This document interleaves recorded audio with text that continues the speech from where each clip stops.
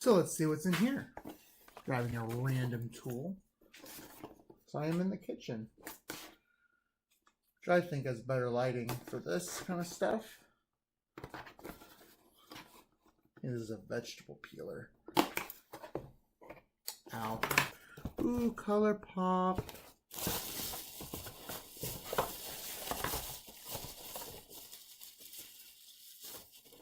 We have Sailor Moon eyeshadow.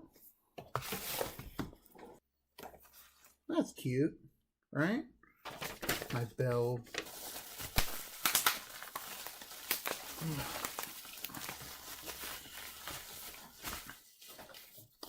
Then we have Midnight Masquerade from Disney. So it's literally anime versus Western animation.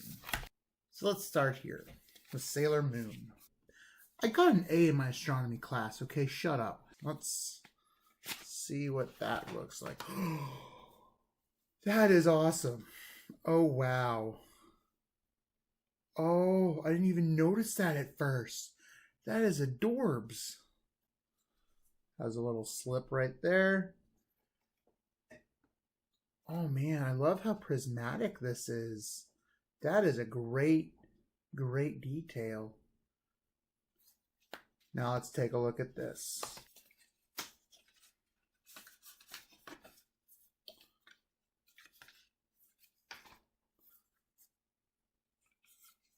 Whew. That is really pretty.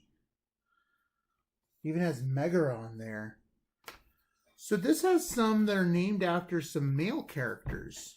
That is interesting. I mean, Gaston makes sense, but Quasimodo? That is interesting. This one doesn't have anything as interesting as Sailor Moon. I do love the packaging on Sailor Moon's because it's pretty damn nifty. So this is much heavier than this one right here. This one only has 12, 15. They were the same price of $25, so that is awesome. But for the most part, they look pretty different. This one has a little bit more glittery effect in it. This one doesn't have as much glitteriness. They're both really pretty, and they can both be used for different events. Look how much in love she is. That really isn't a very great way to test out these, are they? Let's go try them on. My original plan was that I was going to try every single eyeshadow from both packs, from both Sailor Moon and from the Midnight Masquerade. Then I tried some of the Midnight Masquerade first and got glitter all over my face. I still have glitter on me. I forgot the golden rule. Glitter's terrible.